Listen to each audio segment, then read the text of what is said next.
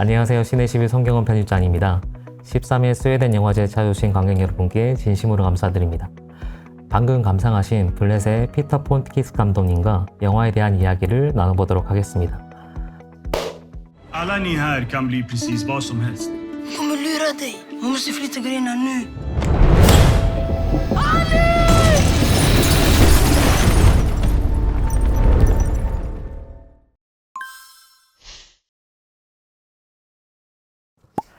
안녕하세요. Hello. 이 영화를 보신 한국 관객분들께 짧은 인사 말씀 한번 부탁드리겠습니다. And hello to the audience. Happy to have been able to screen my film for you. 이 영화는 스웨덴 영화진흥원과 함께 무빙 스웨덴 프로젝트의 일환으로 제작되었다고 알고 있는데요. 이 영화를 처음에 어떻게 시작하게 되셨는지 질문드리겠습니다. I would say this film started like in two phases, or the idea for the film started a long time ago because I was working as a substitute teacher in an area outside Stockholm called Järva, which is a suburb. I was working there like helping children with learning disabilities and so forth during my time at art school. So I was doing those two things. I saw this mechanism where older boys used younger boys to do their sort of run errands for them. And I started to understand that these errands had to do with criminal activities like delivering drugs and hiding guns and so forth. But this wasn't so widespread then. And then many years later, in 2018, we had this rather big escalation of gun violence in Sweden, in those areas especially. So I got the idea to sort of revisit what I knew from my work in the area, and initially started to do interviews with people I knew, with teachers I worked with social workers, with some police, and so forth. Yes, it's true that this film was a Moving Sweden project, and Moving Sweden is low-budget initiative from the Swedish Film Institute together with SVT, that is national broadcaster in Sweden. They partner up to do low-budget, a bit of sometimes experimental films, sometimes films that has a little bit more difficult subject matter that as Bullets have. And they really liked the idea that I wanted to explore this subject, and so we got the finance through them. 말씀 주신 것처럼 이 프로젝트를 하기 전에 감독님이 교사 경험도 있으셨고, 이 경험들이 영화 전반의 어떤 태도나 영화 연출에 어떤 영향을 미치셨는지가 궁금합니다.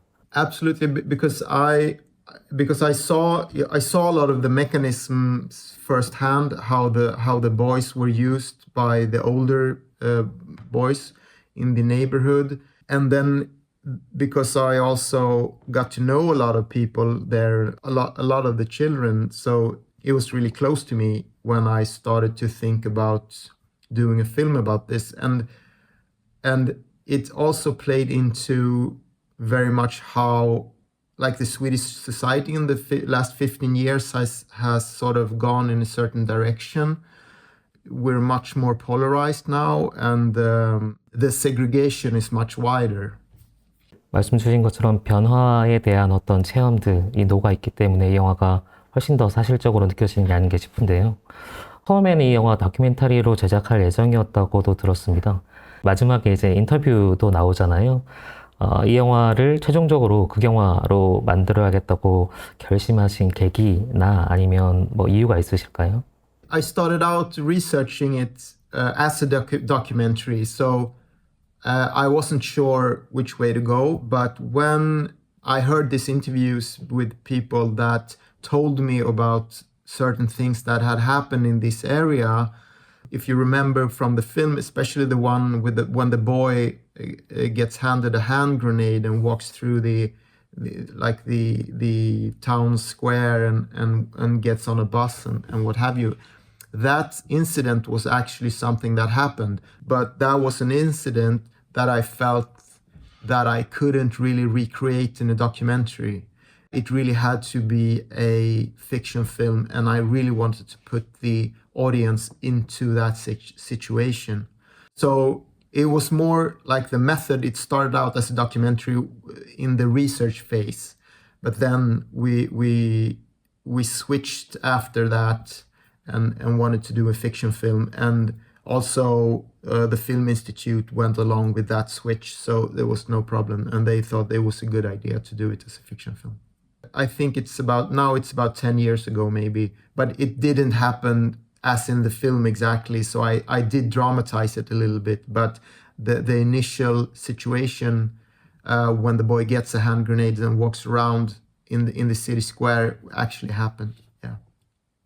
이런 소재의 영화들을 극적으로 묘사할 때 약간 우려되거나 조심해야 되는 부분도 있는데, 이 영화는 일정 부분 장르적인 묘사들이 엿보이긴 하지만 뭔가 뭐랄까요, 범죄를 되게 멋있게 보인다거나 아니면 좀 낭만화시키지 않기 위해서 되게 애를 쓰고 있는 것 같습니다. 감독님이 영화를 촬영하실 때 어떤 기준이나 아니면 지켜야 할 선 같은 게 있으셨을까요? Yeah, absolutely. That's one thing we worked really hard on, not to glamorize the criminal elements and so forth. But my initial thought was, if I keep the perspective from the little boy, or telling this story rather subjectively from his point of view, I believe that nobody will find it cool to be a criminal, or the criminal aspects of whatever he goes through won't seem that attractive to people. And that was something that we discussed. I discussed it with my producer and other people, how to sort of come around that, or go around that, so it doesn't come off as attractive, so to speak. 그만큼 이 소년의 연기가 되게 중요한 영화였는데, 이 아브델 역을 맡은 토마스 사미르라는 친구를 어떻게 캐스팅하게 됐는지. So first of all, I had made the decision before we started production that I wanted to cast all the children or the young actors from the area where we were shooting the film. And the film is actually shot in Järva, the suburb that I was talking about. So that was the first decision. And then actually how I got to meet Thomas was a little bit by chance. I needed to do like a mood board for the project, and I asked this person, an assistant, to gather up a couple of 12-year-olds so I could have some people in my shots. And this was just stills to show to the financiers. This really early on in the process. And then I did this mood board, and Thomas were featured in a lot of the pictures, and I started to think, this guy, he really looks good on camera. I mean, some people just has this charisma or some aura about them that, I don't know, it's a little bit of a magic. So that was the first step. And then when we started to actually do the actual casting process, everybody from the area was welcomed into this open casting call that we had. I tested out about 400 kids for the part. And I remembered Thomas from that time that I had done this mood board. And I asked somebody to find him and bring him in. And I tested him, and he was really, really good, really interesting. After a couple of more tests, I chose him. So, but this was over like a 6-month period. So it was a long casting. 그 캐스팅 과정이 사실 이 영화에 대한 많은 거를 얘기해주고 있는 것 같은데요. 그 지역에 있는 소년들을 오디션을 통해서 뽑았다는 게 이 영화의 어떤 태도인 것 같습니다. 제가 느끼기엔 이 영화는 일종의 지역 영화처럼 보이기도 하고, 예르바라고 하는 지역이 한국 관객들에게는 좀 낯선 도시인데 어떤 곳인지 조금 소개해 주실 수 있으면 좋겠고, 더불어서 감독님이 영화 작업하시는데 이렇게 공간이 어떤 의미를 지니고 있는지도 궁금합니다. Järva is a suburb of Stockholm. It's divided into, I think, 5 or 6 smaller areas, but Järva is the overall name that we use for all these suburbs. They are actually located not that far from Stockholm. It's like a 15-minute subway ride. So it's not that far, but it's sort of like a microcosmos into itself. There's a very high population of people living there with immigrant background. The interaction between the parts of the city isn't that high, so its own little microcosmos. I felt this part of Stockholm with this, it has a really special architecture. I don't know if you noticed that when watching the film, but it's like blocks lying side by side, almost makes you think of a maze. It's built in the 60s, and then the general thinking then was that you would stay and live and sleep and work in the suburbs. You would never go anywhere. You would basically live your whole life like in this area. That was a really groundbreaking thought at that time, in the 1960s, I mean.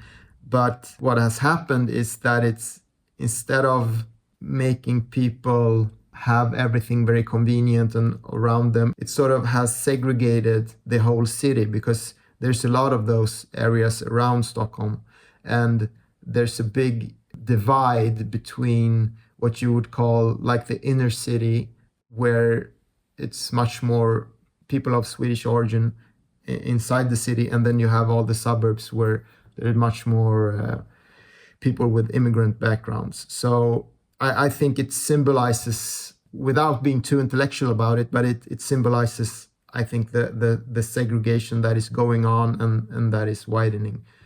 제가 단편적으로 알고 있는 어떤 유럽의 현상, 문제 중에 하나가 일단 이민 1세대들이 차별을 받아서 좀 약간 외곽 지역이나 주변부나 아니면 격리된 곳으로 밀려나고, 1세대 때는 그렇게 문제되지 않았던 것들이 2세대로 가면 2세대 입장에서는 사실 거기서 나고 자란 사람인데 마치 다른 취급을 받는 차별이 이루어지는 게 사회적으로 되게 큰 문제라고 들었는데요.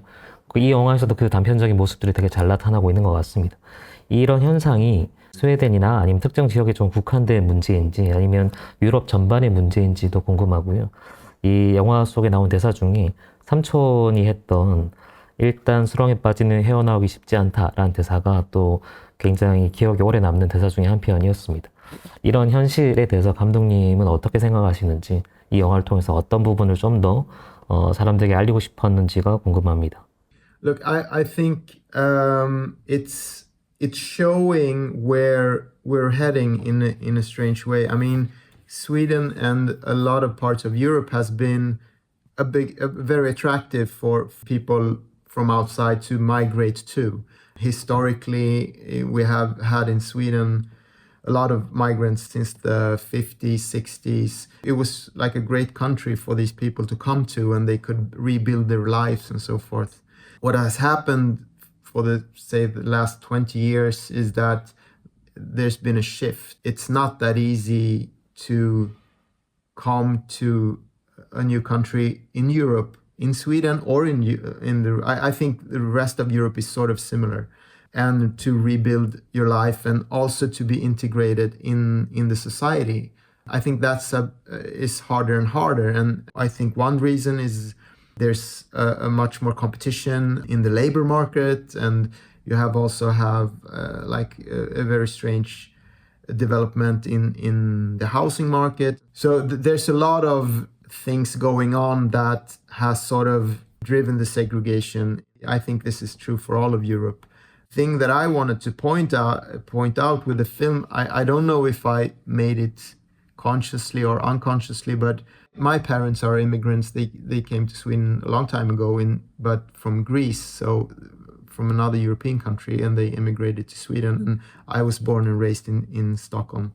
But I think their journey was much different. If you compare that to migrants that are coming now, this is a thing that I'm really preoccupied about and thinking a lot about, because I feel that there's like a big shift globally, actually, in how people move through countries, and the migration thing has been also weaponized by politicians, and also we have a rise in the right-wing values in Sweden also. So there's a lot of things that you can say about that, but not to talk too long now, but that's my note about that, yeah.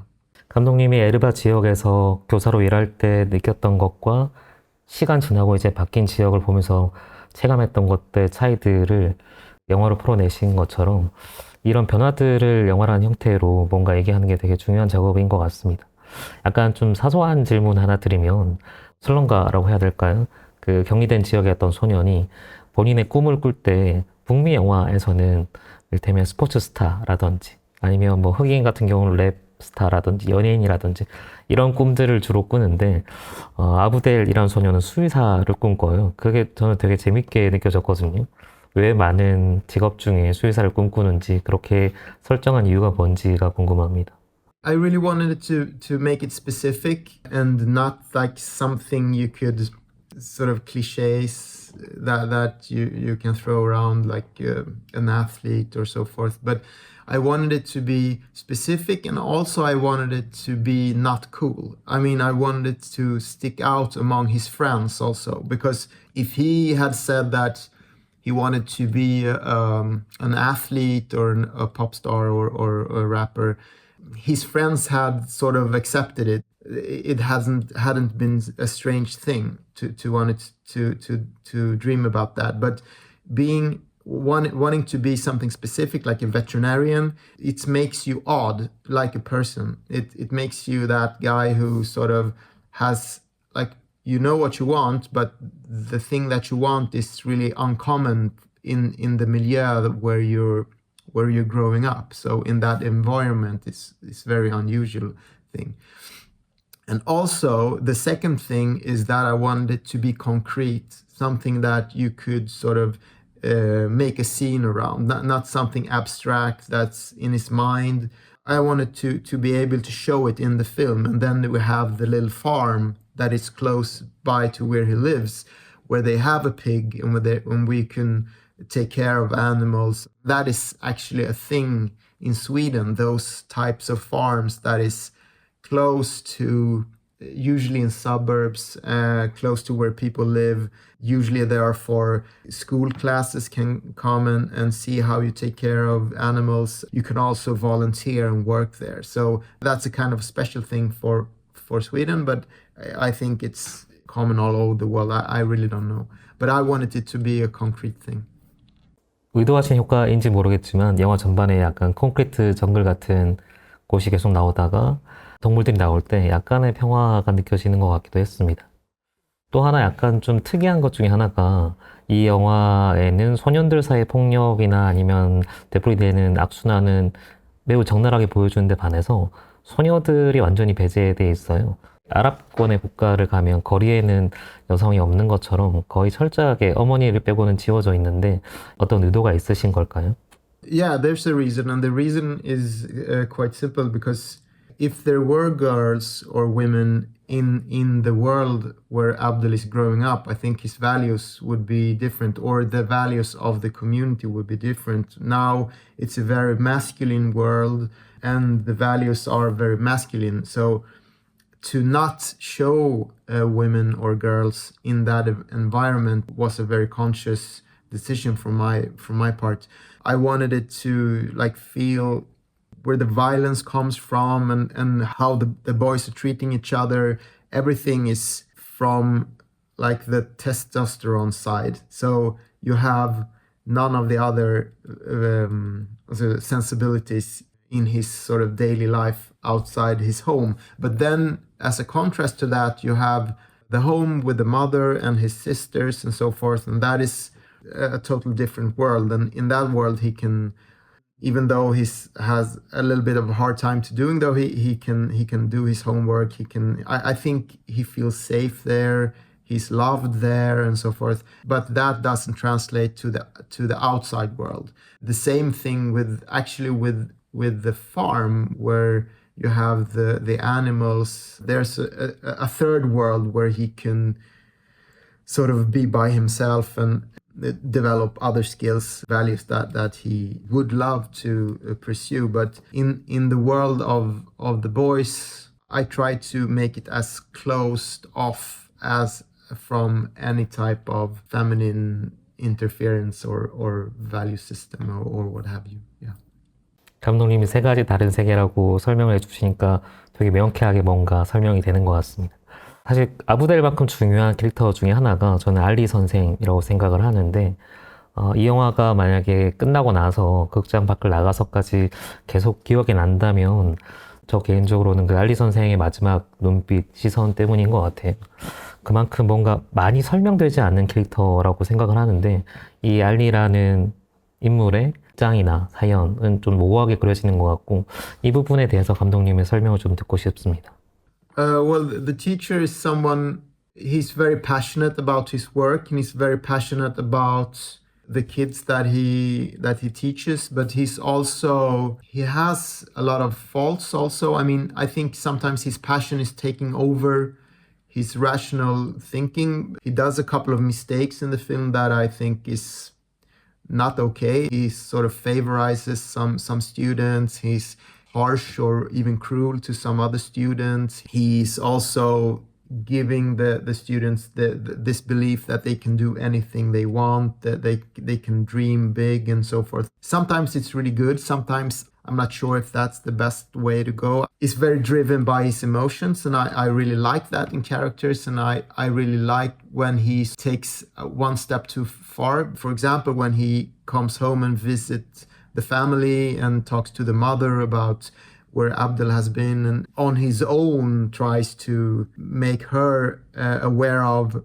Abdel is this really smart kid who we really can help and do something great with. I feel sometimes it's his own shortcomings that are speaking there, but I really wanted to do this character that was operating in the gray zone. It should have been too easy if he was this moralistic character that did all the right things and then it didn't go well in the end after all. I think this character should go both ways and also driven by his passion. And then in the end, when he sees the boy go with the gang and so forth, I think I wanted to put like the audience in the shoes of the teacher and pose a question where we think this thing is going. By that I mean where we think our society in general is going. And I thought the best way was to go through him and let him be like the reflection of that feeling. 아마도 이게 작품에 대한 마지막 질문이 될 것 같은데요. 이 영화의 엔딩은 어쨌든 시원한 뭐 사건 해결이나 해피엔딩이나 이런 것들을 주는 영화는 아닙니다. 어떻게 보면 되게 악순환골에 갇힌 무언가를 보여주는 엔딩이고 사실 영화가 세상을 바꿀 필요는 없지만 그럼에도 불구하고 이 영화를 통해서 뭔가 전달하고 싶으셨던 게 있으셨을 것 같아요. 말로 옮기는 게 구태연하긴 하지만 이제 이 영화를 통해서 어떤 영향을 미치고 싶으신지를 조금 설명 주실 수 있을까요? I really don't make films to convey a message, even though this film is sort of political and I'm very aware of the social situation. But at the same time, I would say that if we don't stop whatever we have at the moment, first and foremost, the segregation that we have in our society, if that doesn't sort of get better or stops, I believe that we will send like hundreds of boys like Abdel into crime.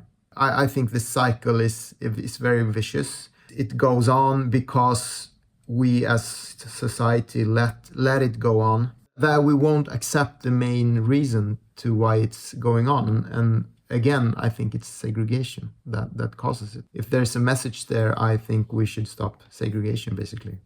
I would see a film like this like an alarm clock, or maybe like a wake-up call for somebody who just reads the news and just reads like the headlines of things and maybe starts to focus on like the mechanisms behind the headlines. There's a lot of things that we don't see in like the media reporting, in like the obvious things we hear on social media and so forth. Everything has a reason to it, and I think people should dig deeper into what is happening around them. Also make up their own mind, try to connect the threads basically, and not too much just listen to like the superficial reporting that we're exposed to every day.